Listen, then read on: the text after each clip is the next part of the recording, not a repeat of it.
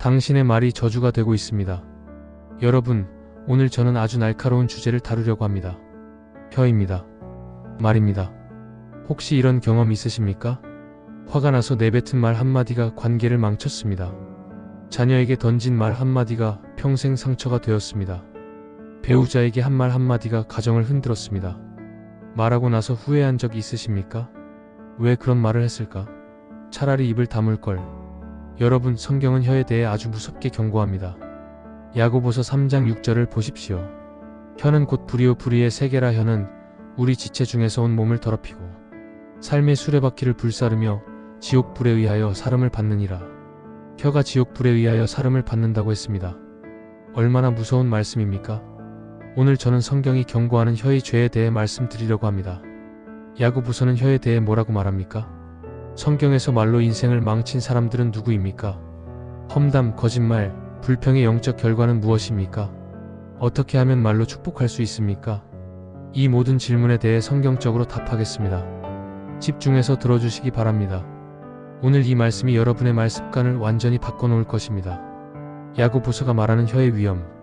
혀는 작지만 위험하다. 자, 먼저 야고보서 3장을 자세히 살펴보겠습니다. 야고보서 3장은 성경에서 혀에 대해 가장 집중적으로 다루는 말씀입니다. 야고보 사도가 왜 이렇게 혀에 대해 강하게 말씀했는지 알아보겠습니다. 야고보서 3장 2절을 보겠습니다. 우리가 다 실수가 많으니 만일 말에 실수가 없는 자라면 곧 온전한 사람이라 능히 온 몸도 굴레 씌울 수 있으리로다. 여러분, 이 말씀을 잘 보십시오. 말에 실수가 없으면 온전한 사람입니다. 온 몸을 다스릴 수 있습니다. 반대로 말하면 말을 다스리지 못하면 온전하지 못합니다. 다른 것도 다스리지 못합니다. 말은 그 사람의 영적 상태를 보여주는 척도입니다. 말을 다스리는 것이 자기 자신을 다스리는 것입니다. 야고보서 3장 3-4절을 보겠습니다. 우리가 말들의 입에 재갈 먹여 복종하게 하고 또 그 온 몸을 제어하며 또 보라, 배들이 그렇게 크고 광풍에 밀려가는 것들이지만 사공의 뜻대로 키 하나로 이리저리 움직이나니. 두 가지 비유가 나옵니다. 첫째, 말의 재갈입니다. 작은 재갈 하나로 큰 말 전체를 다스립니다. 둘째, 배의 키입니다. 작은 키 하나로 큰 배 전체를 움직입니다. 야고보는 왜 이런 비유를 들었을까요? 혀가 얼마나 위험한지 알려주려는 것입니다. 작지만 엄청난 영향력을 가진 것이 혀입니다. 야고보서 3장 5절을 보겠습니다. 이와 같이 혀도 작은 지체로 돼 큰 것을 자랑하도다. 보라, 얼마나 작은 불이 얼마나 많은 나무를 태우는가. 혀는 작습니다. 우리 몸에서 가장 작은 지체 중 하나입니다. 그러나 그 영향력은 엄청납니다. 작은 불씨 하나가 큰 산을 태웁니다. 2022년 울진 산불을 기억하십니까? 작은 불씨 하나가 2만 헥타르를 태웠습니다. 수천억 원의 피해를 입혔습니다. 혀도 마찬가지입니다. 말 한마디가 인생을 망칩니다. 말 한마디가 가정을 파괴합니다. 말 한마디가 교회를 분열시킵니다. 야고보서 3장 6절을 보겠습니다. 혀는 곧 불이요 불의의 세계라. 혀는 우리 지체 중에서 온 몸을 더럽히고 삶의 수레바퀴를 불사르며 지옥불에 의하여 사름을 받느니라. 여러분, 이 말씀을 천천히 다시 읽어보겠습니다. 혀는 곧 불이요 마이너스 혀는 불입니다. 파괴적입니다. 불의의 세계라 마이너스 혀는 불의의 세계입니다. 죄악이 가득합니다. 온 몸을 더럽히고 마이너스 혀가 온 몸을 더럽힙니다. 삶의 수레바퀴를 불사르며 마이너스 혀가 인생 전체를 태웁니다. 지옥불에 의하여 사름을 받느니라. 마이너스 혀는 지옥불에서 사름 받습니다. 이것이 얼마나 무서운 경고입니까? 야고보는 혀가 지옥불과 연결되어 있다고 말합니다. 우리가 하는 말이 지옥의 영향을 받을 수 있다는 뜻입니다. 우리가 험담할 때, 거짓말할 때, 저주할 때 그 말은 어디서 오는 것입니까? 하나님께로부터 오는 것이 아닙니다. 지옥에서 오는 것입니다. 혀는 길들일 수 없다. 그렇다면 혀를 어떻게 다스려야 합니까? 야고보는 충격적인 말을 합니다. 혀는 길들일 수 없다고요. 야고보서 3장 7-8절을 보겠습니다. 여러 종류의 짐승과 새와 벌레와 바다의 생물은 다 사람이 길들일 수 있고 길들여 왔거니와 혀는 능히 길들일 사람이 없나니 쉬지 아니하는 악이요 죽이는 독이 가득한 것이로다. 사람은 온갖 동물을 길들입니다. 사자도 길들입니다. 코끼리도 길들입니다. 독수리도 길들입니다. 돌고래도 길들입니다. 그런데 혀는 길들일 수 없습니다. 왜 그렇습니까? 혀는 쉬지 아니하는 악이기 때문입니다. 계속 말하고 싶어 합니다. 가만히 있지 못합니다. 혀는 죽이는 독이 가득하기 때문입니다. 말 한마디가 사람을 죽입니다. 육체를 죽이는 것이 아니라 마음을 죽입니다. 관계를 죽입니다. 영혼을 죽입니다. 잠언 18장 21절을 보겠습니다. 죽고 사는 것이 혀의 힘에 달렸나니 혀를 쓰기 좋아하는 자는 혀의 열매를 먹으리라. 죽고 사는 것이 혀에 달려 있습니다. 말에 달려 있습니다. 여러분, 혀로 사람을 살릴 수도 있고 죽일 수도 있습니다. 혀로 축복할 수도 있고 저주할 수도 있습니다. 야고보서 3장 9-10절을 보겠습니다.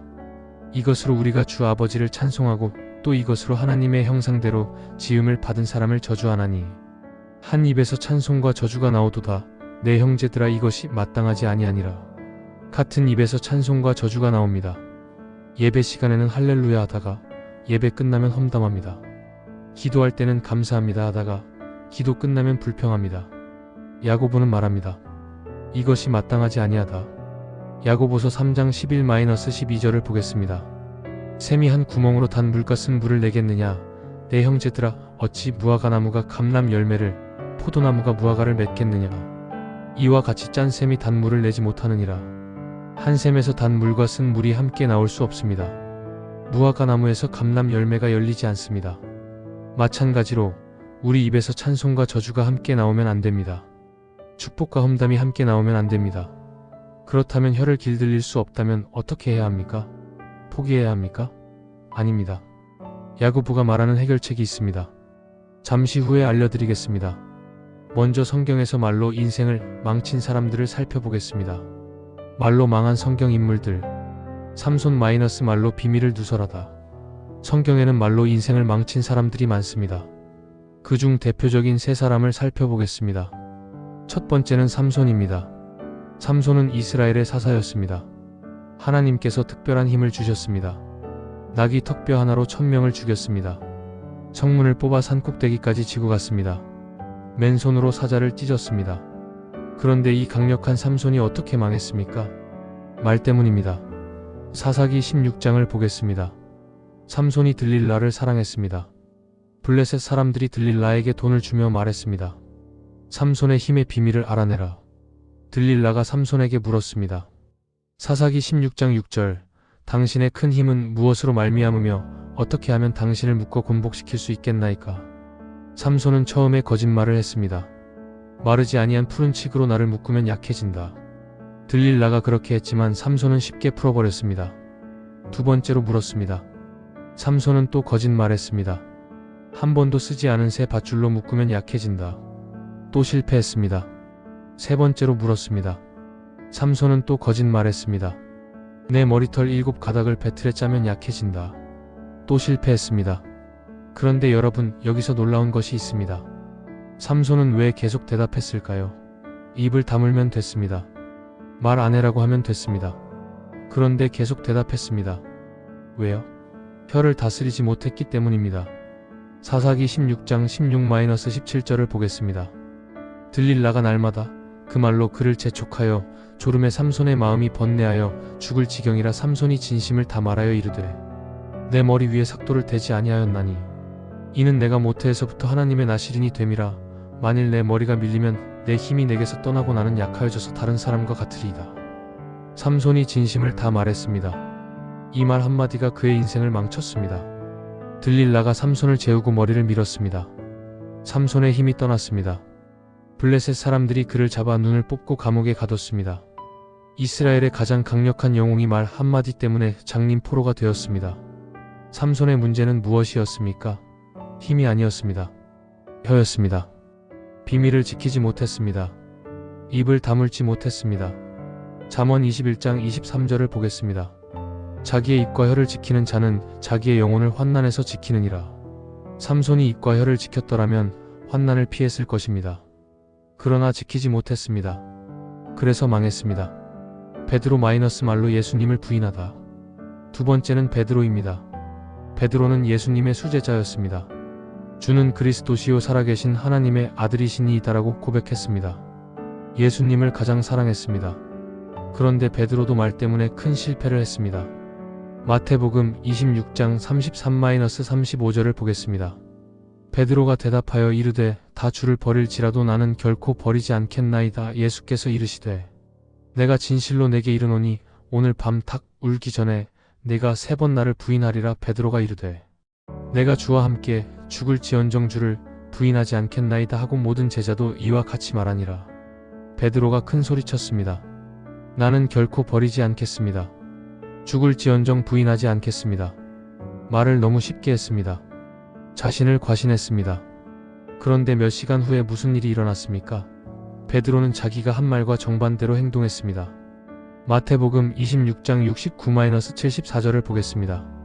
베드로가 바깥들에 앉아있더니 한 여종이 나와 이르되 너도 갈릴리 사람 예수와 함께 있었도다 하거늘. 베드로가 모든 사람 앞에서 부인하여 이르되 나는 내가 말하는 것이 무엇인지 알지 못하겠노라 하며 베드로가 맹세하고 또 부인하여 이르되 나는 그 사람을 알지 못하노라 하더라. 조금 후에 곁에 섰던 사람들이 나와 베드로에게 이르되 너도 진실로 그 무리 중에 하나이라. 내 말소리가 너를 표명한다 하니 그가 저주하며 맹세하여 이르되 나는 그 사람을 알지 못하노라 하니 닭이 곧 울더라. 베드로가 3번 부인했습니다. 맹세하며 부인했습니다. 저주하며 부인했습니다. 나는 그 사람을 알지 못한다. 이 말 한마디가 베드로의 가장 큰 실패가 되었습니다. 마태복음 26장 75절을 보겠습니다. 이에 베드로가 예수께서 닭 울기 전에 네가 3번 나를 부인하리라 하신 말씀이 생각나서 밖에 나가서 심히 통곡하니라. 베드로가 밖에 나가서 심히 통곡했습니다. 자기가 한 말이 너무 후회되었습니다. 베드로의 문제는 무엇이었습니까? 2가지입니다. 첫째, 말을 너무 쉽게 했습니다. 나는 죽어도 부인 안 해라고 큰 소리쳤습니다. 지키지 못할 말을 했습니다. 둘째, 두려움 때문에 거짓말을 했습니다. 예수님을 모른다고 했습니다. 거짓말이 입에서 나왔습니다. 잠언 29장 20절을 보겠습니다. 말이 조급한 사람을 보느냐 그보다 미련한 자에게 오히려 바랄 것이 있느니라. 말이 조급한 사람은 미련한 자보다 못합니다. 베드로가 그랬습니다. 욥의 아내 마이너스 말로 저주를 선포하다. 3번째는 욥의 아내입니다. 욥은 의로운 사람이었습니다. 하나님도 인정하신 의인이었습니다. 그런데 사탄의 공격을 받았습니다. 재산을 다 잃었습니다. 자녀 10명이 다 죽었습니다. 온 몸에 악성 종기가 났습니다. 이때 욥의 아내가 한 말이 있습니다. 욥기 2장 9절을 보겠습니다. 그의 아내가 그에게 이르되 당신이 그래도 자기의 온전함을 굳게 지키느냐 하나님을 욕하고 죽으라. 하나님을 욕하고 죽으라. 이 말 한마디가 성경에 영원히 기록되었습니다. 욥의 아내는 이 한 문장으로 기억됩니다. 욥의 아내도 고통받고 있었습니다. 재산을 잃었습니다. 자녀들을 다 잃었습니다. 남편이 병들었습니다. 그녀도 힘들었을 것입니다. 그러나 그녀가 한 말은 너무나 끔찍했습니다. 욥기 2장 10절을 보겠습니다. 그가 이르되 그대가 말하는 것이 한 어리석은 여자의 말과 같도다. 우리가 하나님께 복을 받았은즉 화도 받지 아니하겠느냐 하고 이 모든 일에 욥이 입술로 범죄하지 아니하니라. 욥이 대답했습니다. 그대의 말은 어리석은 여자의 말과 같다. 그리고 성경은 기록합니다. 욥이 입술로 범죄하지 아니하였다. 욥은 입술로 범죄하지 않았습니다. 그러나 욥의 아내는 입술로 범죄했습니다. 하나님을 욕하라는 말은 범죄입니다. 힘든 상황에서 우리는 어떤 말을 합니까? 불평합니까? 원망합니까? 저주합니까? 아니면 욥처럼 주신 이도 여호와시요 거두신 이도 여호와시오니 여호와의 이름이 찬송을 받으실지니이다라고 합니까? 같은 상황에서 어떤 말을 하느냐가 그 사람의 신앙을 보여줍니다. 정리해보겠습니다. 삼손은 비밀을 누설하는 말로 망했습니다. 베드로는 부인하는 말로 실패했습니다. 욥의 아내는 저주하는 말로 범죄했습니다. 여러분은 어떤 말을 하고 있습니까? 험담의 영적 결과. 험담이란 무엇인가? 이제 구체적인 혀의 죄들을 살펴보겠습니다. 첫 번째는 험담입니다. 험담은 교회에서 가장 흔하면서도 가장 위험한 죄입니다. 험담은 다른 사람에 대해 부정적으로 말하는 것입니다. 험담에는 여러 종류가 있습니다. 첫째, 뒷담화입니다. 그 사람이 없는 곳에서 그 사람에 대해 나쁘게 말하는 것입니다. 둘째, 소문 퍼뜨리기입니다. 확인되지 않은 이야기를 다른 사람에게 전하는 것입니다. 셋째, 비방입니다. 다른 사람의 명예를 훼손하는 말을 하는 것입니다. 넷째, 중상모략입니다. 거짓 정보로 다른 사람을 해치려는 것입니다. 잠언 16장 28절을 보겠습니다. 패역한 자는 다툼을 일으키고 말쟁이는 친한 벗을 이간하느니라. 말쟁이가 친한 벗을 이간합니다. 험담은 관계를 파괴합니다. 잠언 26장 20절을 보겠습니다. 나무가 닿으면 불이 꺼지고 말쟁이가 없어지면 다툼이 쉬느니라. 말쟁이가 없으면 다툼이 쉽니다. 험담이 없으면 교회가 평화롭습니다. 잠언 18장 8절을 보겠습니다. 험담하는 자의 말은 별식과 같아서 뱃속 깊은 데로 내려가느니라. 험담은 별식과 같습니다. 맛있는 음식처럼 듣기 좋습니다. 그래서 위험합니다. 사람들이 좋아합니다. 귀가 솔깃합니다. 야, 너 그거 알아? 김 집사 있잖아. 이런 말이 시작되면 귀가 쫑긋해집니다. 듣고 싶어집니다. 그러나 그 말은 뱃속 깊은 데로 내려갑니다. 마음에 남습니다. 그 사람에 대한 인식이 바뀝니다. 관계가 달라집니다. 험담은 왜 죄입니까? 험담의 영적 결과는 무엇입니까? 성경은 아주 심각하게 말씀합니다. 험담의 영적 결과. 로마서 1장 29-32절을 보겠습니다.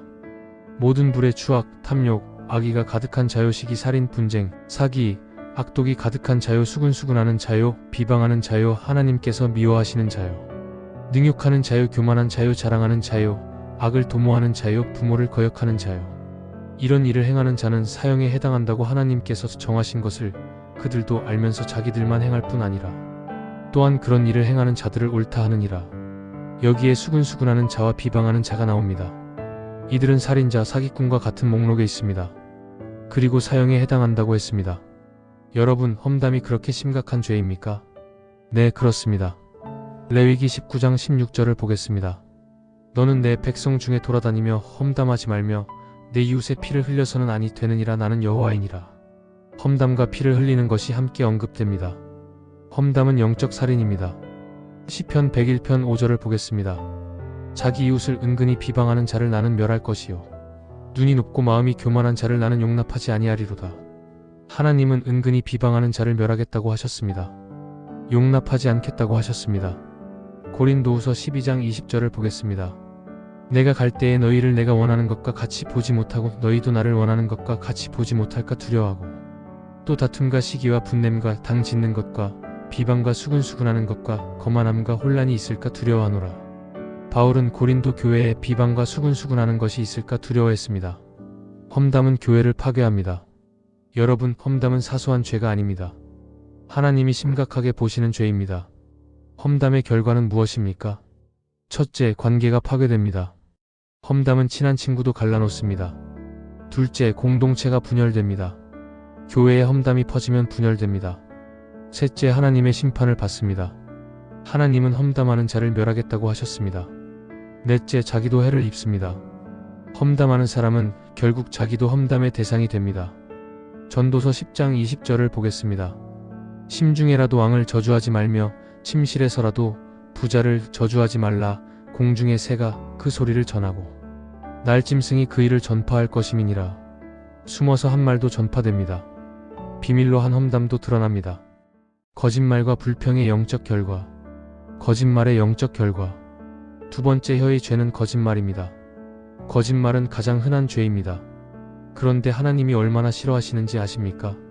잠언 6장 16-19절을 보겠습니다. 여호와께서 미워하시는 것 곧 그의 마음에 싫어하시는 것이 6, 7가지이니 곧 교만한 눈과 거짓된 혀와 무지한 자의 피를 흘리는 손과 악한 계교를 꾀하는 마음과 빨리 악으로 달려가는 발과 거짓을 말하는 망령된 증인과 형제 사이를 이간하는 자이니라.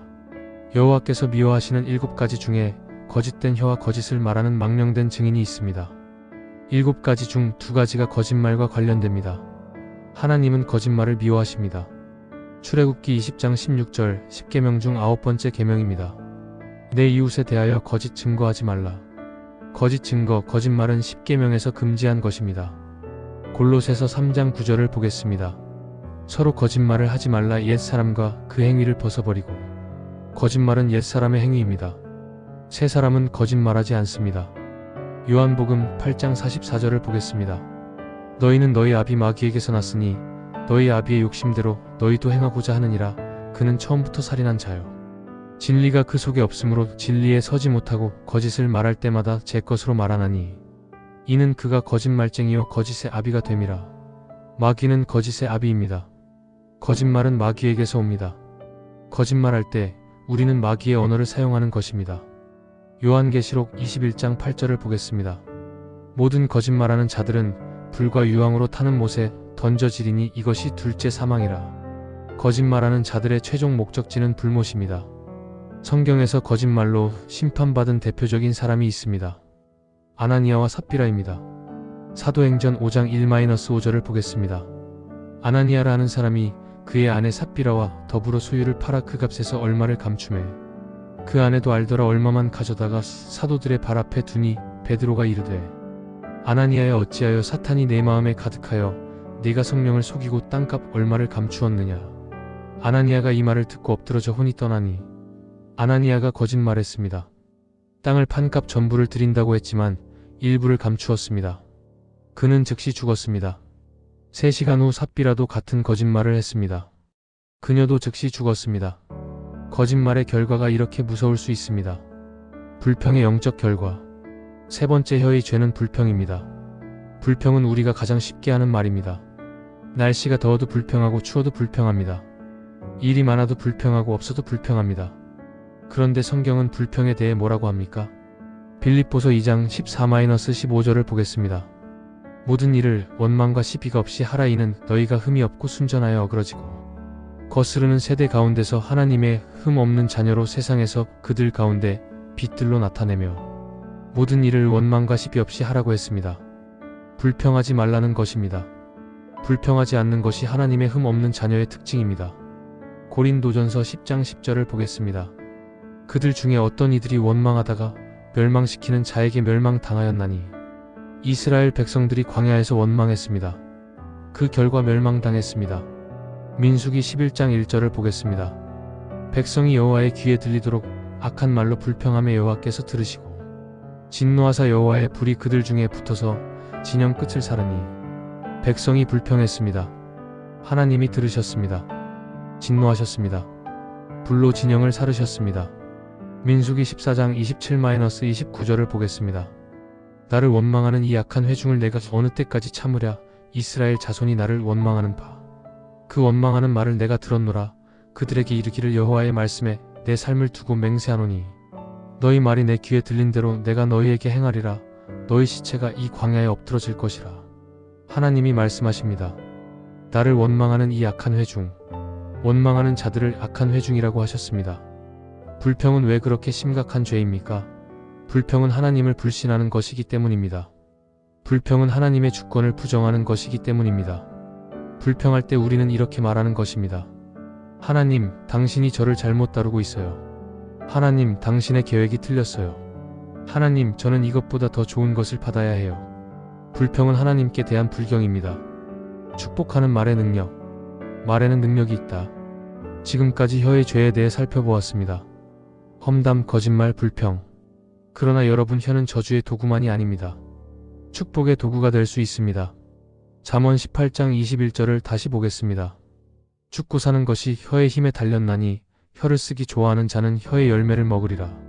혀로 죽일 수도 있지만 살릴 수도 있습니다. 잠언 12장 18절을 보겠습니다. 칼로 찌름같이 함부로 말하는 자가 있거니와 지혜로운 자의 혀는 양약과 같으니라. 함부로 말하면 칼로 찌르는 것과 같습니다. 그러나 지혜로운 말은 양약과 같습니다. 치료합니다. 회복시킵니다. 잠언 15장 4절을 보겠습니다. 온순한 혀는 곧 생명나무이지만 패역한 혀는 마음을 상하게 하느니라. 온순한 혀는 생명나무입니다. 생명을 줍니다. 잠언 16장 24절을 보겠습니다. 선한 말은 꿀 같아서 마음에 달고 뼈에 양약이 되느니라. 선한 말은 꿀처럼 달콤합니다. 뼈에 양약이 됩니다. 여러분, 우리의 말이 누군가에게 양약이 될 수 있습니다. 생명을 줄 수 있습니다. 치료할 수 있습니다. 축복하는 말을 하라. 그렇다면 어떻게 축복하는 말을 할 수 있습니까? 성경이 알려주는 방법을 말씀드리겠습니다. 첫째, 덕을 세우는 말을 하십시오. 에베소서 4장 29절을 보겠습니다. 무릇 더러운 말은 너희 입 밖에도 내지 말고 오직 덕을 세우는 데 소용되는 대로 선한 말을 하여 듣는 자들에게 은혜를 끼치게 하라. 더러운 말을 내지 말고 덕을 세우는 말을 하라고 했습니다. 듣는 자들에게 은혜를 끼치라고 했습니다. 말하기 전에 자문해 보십시오. 이 말이 상대방에게 덕이 되는가? 은혜가 되는가? 둘째, 감사하는 말을 하십시오. 에베소서 5장 4절을 보겠습니다. 누추함과 어리석은 말이나 희롱의 말도 마땅치 아니하니 오히려 감사하는 말을 하라. 어리석은 말, 희롱의 말 대신 감사하는 말을 하라고 했습니다. 불평 대신 감사를 말하십시오. 원망 대신 찬양을 말하십시오. 셋째, 부드러운 말을 하십시오. 잠언 15장 1절을 보겠습니다. 유순한 대답은 분노를 쉬게 하여도 과격한 말은 노를 격동하느니라. 부드러운 대답은 분노를 쉬게 합니다. 과격한 말은 분노를 일으킵니다. 같은 내용이라도 어떻게 말하느냐에 따라 결과가 달라집니다. 넷째, 때에 맞는 말을 하십시오. 잠언 15장 23절을 보겠습니다. 사람이 그 입의 대답으로 말미암아 기쁨을 얻나니 때에 맞는 말이 얼마나 좋은가. 때에 맞는 말이 중요합니다. 좋은 말도 때가 있습니다. 잠언 25장 11절을 보겠습니다. 경우에 합당한 말은 아로 새긴 은쟁반의 금사과니라. 경우에 합당한 말은 금사과입니다. 아름답습니다. 귀합니다. 다섯째, 축복을 선포하십시오. 베드로전서 3장 9절을 보겠습니다. 악을 악으로 욕을 욕으로 갚지 말고 도리어 복을 빌라 이를 위하여 너희가 부르심을 받았으니 이는 복을 이어받게 하려 하심이라. 악을 악으로 갚지 말고 복을 빌라고 했습니다. 누군가 나를 욕해도 축복으로 갚으십시오. 저주하는 자에게 축복을 선포하십시오. 혀를 다스리는 비결, 마음을 지키라. 마지막으로 혀를 다스리는 비결을 말씀드리겠습니다. 야고보서 3장 8절에서 혀는 능히 길들일 사람이 없다고 했습니다. 그렇다면 불가능한 것입니까? 아닙니다. 사람의 힘으로는 불가능하지만 성령의 능력으로는 가능합니다. 갈라디아서 5장 22-23절을 보겠습니다. 오직 성령의 열매는 사랑과 희락과 화평과 오래 참음과 자비와 양선과 충성과 온유와 절제니 이 같은 것을 금지할 법이 없느니라. 성령의 열매 중에 절제가 있습니다. 성령이 우리 안에서 역사하시면 절제할 수 있습니다. 혀를 다스릴 수 있습니다. 그러나 무엇보다 중요한 것은 마음입니다. 마태복음 12장 34-35절을 보겠습니다. 독사의 자식들아 너희는 악하니 어떻게 선한 말을 할 수 있느냐. 이는 마음에 가득한 것을 입으로 말함이라. 선한 사람은 그 쌓은 선에서 선한 것을 내고 악한 사람은 그 쌓은 악에서 악한 것을 내느니라. 마음에 가득한 것을 입으로 말합니다. 혀의 문제는 결국 마음의 문제입니다. 마음이 변해야 말이 변합니다. 잠언 4장 23절을 보겠습니다. 모든 지킬 만한 것 중에 더욱 내 마음을 지키라. 생명의 근원이 이에서 남이니라. 마음을 지키십시오. 마음이 지켜지면 말도 지켜집니다. 시편 19편 14절을 보겠습니다. 나의 반석이시오 나의 구속자이신 여호와여 내 입의 말과 마음의 묵상이 주 앞에 연락되기를 원하나이다. 다윗의 기도입니다. 내 입의 말과 마음의 묵상이 주 앞에 연락되기를 원합니다. 여러분도 이렇게 기도하십시오. 매일 아침 기도하십시오. 하나님, 오늘 내 입의 말이 주 앞에 연락되게 하옵소서. 험담하지 않게 하옵소서. 거짓말하지 않게 하옵소서. 불평하지 않게 하옵소서. 축복하는 말, 덕을 세우는 말, 생명을 주는 말을 하게 하옵소서. 시편 141편 3절을 보겠습니다. 여호와여 내 입에 파수꾼을 세우시고 내 입술의 문을 지키소서. 입에 파수꾼을 세워달라고 기도하십시오. 입술의 문을 지켜달라고 기도하십시오. 여러분, 오늘 우리는 성경이 경고하는 혀의 죄에 대해 살펴보았습니다. 야고보서는 혀가 불이여 지옥 불에 의해 살음 받는다고 했습니다. 삼손은 말로 비밀을 누설하여 망했습니다. 베드로는 말로 예수님을 부인했습니다. 욥의 아내는 말로 하나님을 욕하라고 했습니다. 험담은 관계를 파괴합니다. 거짓말은 마귀의 언어입니다. 불평은 하나님께 대한 불경입니다. 그러나 축복하는 말은 생명을 줍니다. 덕을 세우는 말은 은혜를 끼칩니다. 감사하는 말은 하나님을 기쁘시게 합니다. 오늘부터 말 습관을 바꾸십시오. 저주 대신 축복을, 험담 대신 격려를, 불평 대신 감사를 말하십시오. 야고보서 1장 19절 말씀으로 마치겠습니다. 내 사랑하는 형제들아, 너희가 알지니 사람마다 듣기는 속히 하고 말하기는 더디하며 성내기도 더디하라. 듣기는 속히 말하기는 더디하십시오. 기도하겠습니다. 하나님 아버지, 오늘 혀의 죄에 대한 말씀을 주셔서 감사합니다.